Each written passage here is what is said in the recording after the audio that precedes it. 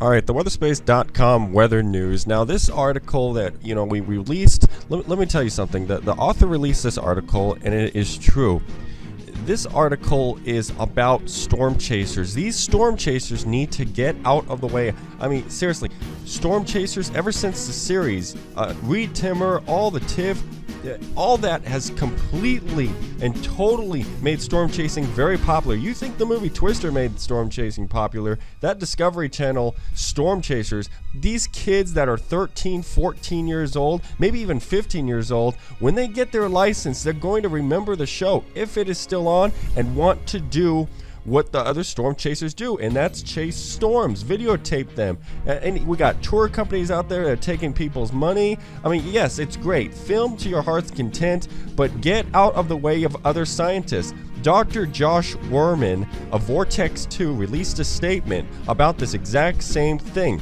You need to get out of the way. About 5 years ago, I remember storm chasing was not like it was today. There weren't that many cars on the road. I remember back in 2003 to 2004, I was in southern Oklahoma on 2 tornadic thunderstorms, and they both had tornado warnings on there, and they were about 10 miles apart. And let me tell you something. Yes, I ran into a chaser convergence, but I'll tell you something. It was not as bad as what I've seen the past week.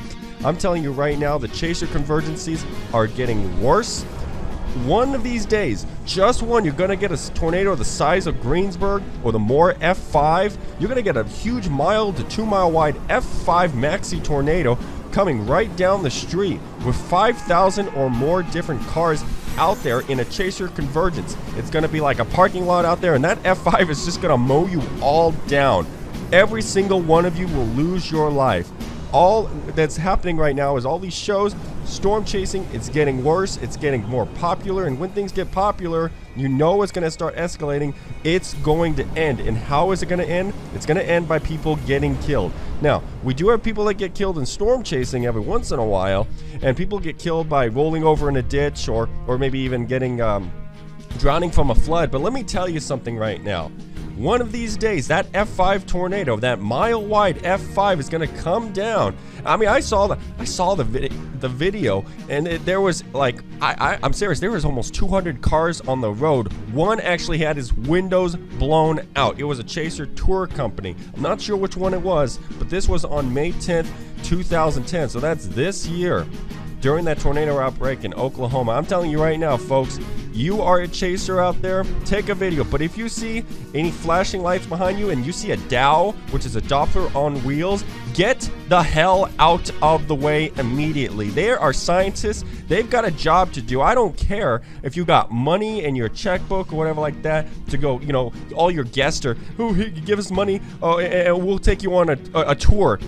Do that, do your business, but get the hell out of the way of a scientist, Vortex 2, or any other future, maybe Vortex 3 missions.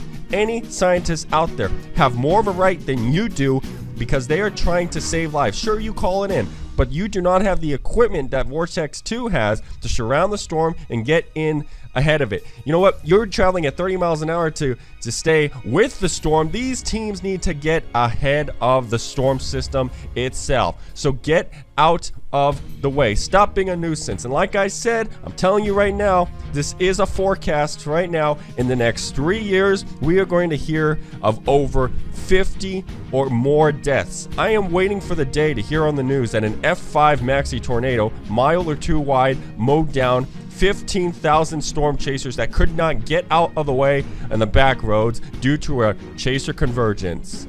TheWeatherspace.com weather news.